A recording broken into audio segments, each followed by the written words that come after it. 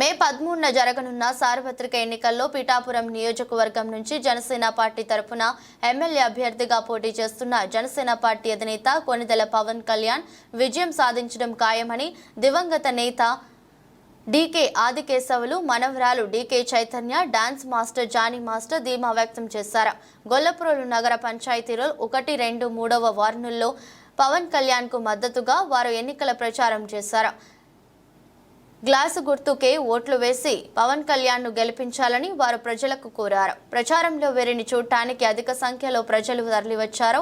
ఈ సందర్భంగా Johnny master Chaitanya మీడియాతో మాట్లాడుతూ ప్రచారంలో ప్రజల వద్ద నుంచి వస్తున్న విశేష స్పందన లభిస్తుందని, పవన్ కళ్యాణ్ 1,00,000 ఓట్ల మెజారిటీతో విజయం సాధించడం ఖాయమని చెప్పారు.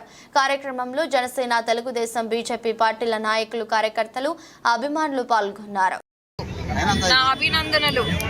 మా పవన్ కళ్యాణ్ గారు పిఠాపురం నియోజకవర్గానికి ఆయన ఎమ్మెల్యేగా ఈసారి పోటీ చేస్తున్నారు.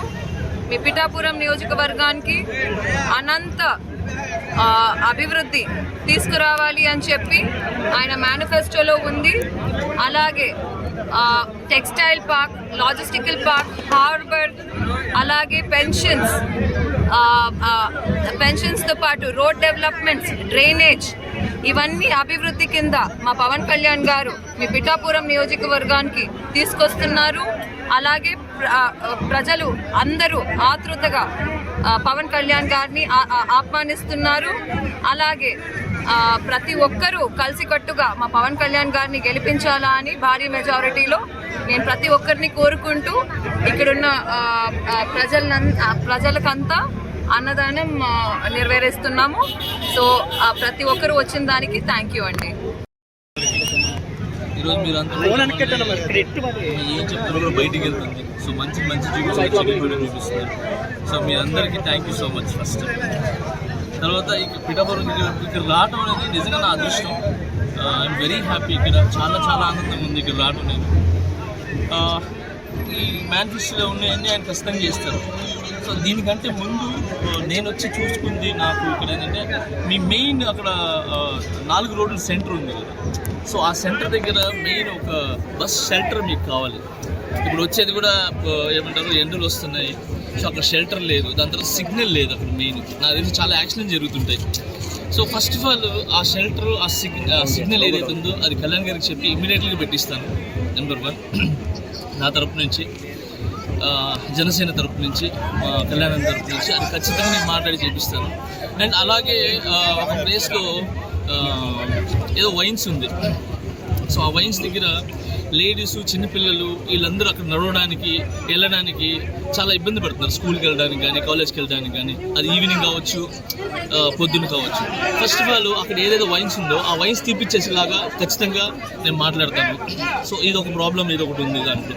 సో ఇలాంటి చిన్న ప్రాబ్లమ్స్ ఉన్నాయి. ఫస్ట్ ఈ ప్రాబ్లమ్స్ ఉన్నాయి ఆయన దగ్గర తీసుకుని వెళ్తాను. ఇంకా ఆయన చేసేది ఏదైతే పథకాలు ఉన్నాయో ఖచ్చితంగా ఆయన మాట ఇచ్చారంటే ఖచ్చితంగా చేస్తారు ఆయన. సో ఆయన తరపు నుంచి మేము ఇక్కడికి వచ్చి ప్రతి ఒక్క నోటు అడగడం జరుగుతుంది. అండ్ ఎక్కడికి వెళ్ళినా కూడా మేము చెప్పకముందే ఈ మధ్యన ఆదిగురు వచ్చారు, మేము అడగకముందే కళ్యాణ్ గారికి అంటున్నారు. అలాగే కళ్యాణ్ గారికి ఖచ్చితంగా మీరందరూ ఓట్లు వేసి గెలిపించి, ఈ పిఠాపురం మొన్నటిదాకా అందరికీ తెలుసు. కళ్యాణ్ అన్న వచ్చిన తర్వాత ఈ పిఠాపురం అనేది హాట్ టాపిక్ అయిపోయింది ప్రతి ఒక్కరికి.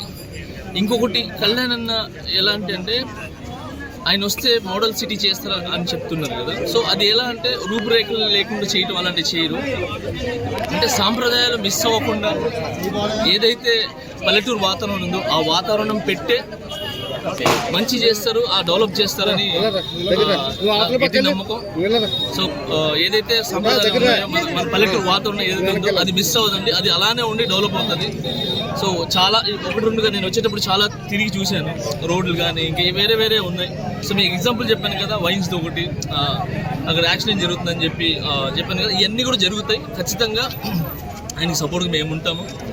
అండ్ ఇదే కాదు, ప్రతి స్పెషల్గా జనసేన అనేది ఎలా అంటే ఒక కులం మొత్తం ఏమంటారు ఇలాంటి ఏం లేవండి. నేను ఈరోజు ఇక్కడ రావడానికి కూడా కారణం ఆయన క్యారెక్టర్. ఆయన చాలా మంచి వ్యక్తి.